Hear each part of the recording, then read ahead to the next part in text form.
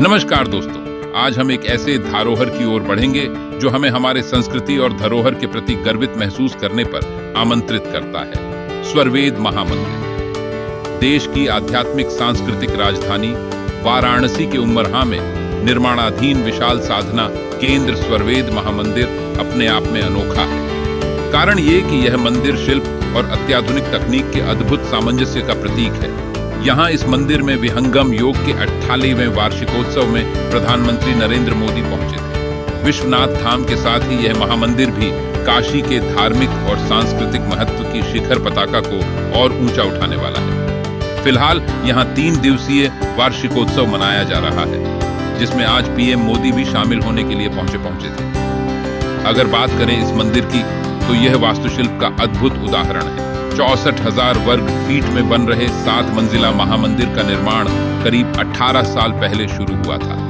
अब स्वरवेद के दोहे मंदिर में अंकित किए जा रहे हैं। मुख्य गुंबद 125 पंखुड़ियों के विशालकाय कमल पुष्प की तरह है। गुजरात में GRC तकनीक द्वारा बनाए जा रहे 9 गुंबद 9 कमलों की तरह होगा। स्वरवेद महामंदिर को देश का सबसे बड़ा मेडिटेशन सेंटर भी माना जा रहा है। महामंदिर परिसर में 100 फीट ऊंची सद्गुरुदेव की सैंडस्टोन की प्रतिमा भी स्थापित होगी। स्वरवेद महामंदिर धाम में मई 2017 में 21,000 कुंडीय स्वरवेद उत्तरार्ध ज्ञान महायज्ञ हुआ था। उस वक्त इसे इतिहास के सबसे विशालतम यज्ञ की संज्ञा भी दी गई थी। विहंगम योग के जरिए नशा मुक्ति की राह प्रशस्त करने वाले आध्यात्मिक अभियान में हर वर्ष लाखों लोग जुड़ रहे हैं। स्वरवेद महामंदिर धाम में होने वाले 13 से 15 दिसंबर को आयोजित विहंगम योग संत समाज का 98वां वार्षिकोत्सव व 5,100 कुंडीय विश्व शांति वैदिक महायज्ञ में भाग लेने के लिए विभिन्न प्रांतों और विदेशों से अनुयायी पहुंचे हैं। भक्तों को ठहरने के लिए 4 लाख स्क्वायर फीट में वाटरप्रूफ पंडाल की व्यवस्था की गई है। भंडारे के लिए 7 बड़े भोजनालय तथा 6 कैंटीन की व्यवस्था की गई है। संपूर्ण महामंदिर परिसर पर आकर्षक रूप से सजाया गया है। मंदिर सभी तलों पर अंदर की दीवार पर लगभग 4,000 स्वरवेद के दोहे लिखे हैं। बाहरी दीवार पर 138 प्रसंग वेद, उपनिषद, महाभारत, रामायण, गीता आदि के प्रसंग पर चित्र बनाए गए हैं ताकि लोग उससे प्रेरणा ले सकें। विहंगम योग संत समाज का 100वां वार्षिकोत्सव रविवार से शुरू हुआ। इस मौके पर 25,000 कुंडीय स्वरवेद ज्ञान महायज्ञ का आयोजन किया गया है। इसमें लाखों साधक एवं साधिकाएं सभी के कल्याण की कामना के साथ वेद ध्वनि के बीच आहुतियां दे रहे हैं। स्वरवेद महामंदिर मानव जाति को समर्पित एक ध्यान केंद्र है। उनके नैतिक और आध्यात्मिक विकास के लिए पवित्र शहर वाराणसी में स्थित है। स्वरवेद मंदिर का नाम स्व और वेद से जुड़कर बना है। स्वाद्युत का एक अर्थ है आत्मा या परमात्मा। वेद का अर्थ है ज्ञान। आत्मा का ज्ञान जिसके जरिए हो वही स्वरवेद कहा जाता है। इस मंदिर की विशेषता उसके आलेख्य और भव्य शैली में है।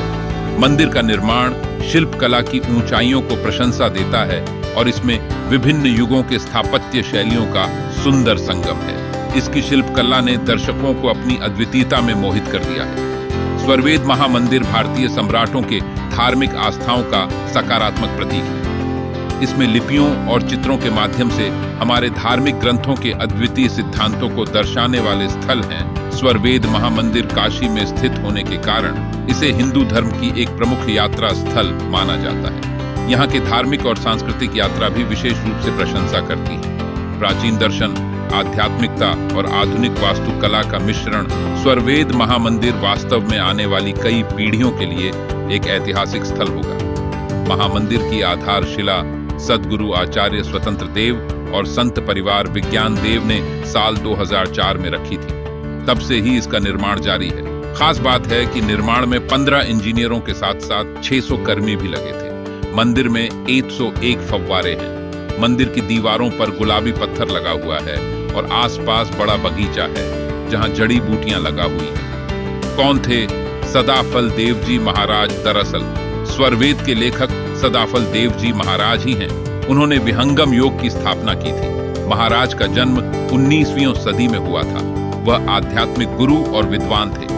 मंदिर से जुड़े एक अधिकारी बताते हैं कि महामंदिर में सद्गुरु सदाफल देव जी की मूर्ति भी है। मंदिर वेबसाइट के अनुसार महामंदिर दुनिया का सबसे बड़ा ध्यान का केंद्र या मेडिटेशन सेंटर बनेगा, जहां एक बार में 20,000 लोग एक साथ बैठ सकेंगे। स्वरवेद महामंदिर न केवल एक धरोहर है, बल्कि यह हमें हमारे भूमि की अमूर्त सांस्कृतिक समृद्धि की याद दिलाता है। इसे देखना एक अद्वितीय और आध्यात्मिक अनुभव है, जो हर भारतीय को एक विशेष पहचान के रूप में महसूस होता है। धन्यवाद, और इस अद्वितीय स्थल की शानदारता का आनंद लें। अगर आपको यह वीडियो पसंद आए तो लाइक और सब्सक्राइब करना न भूलें। जय हिंद।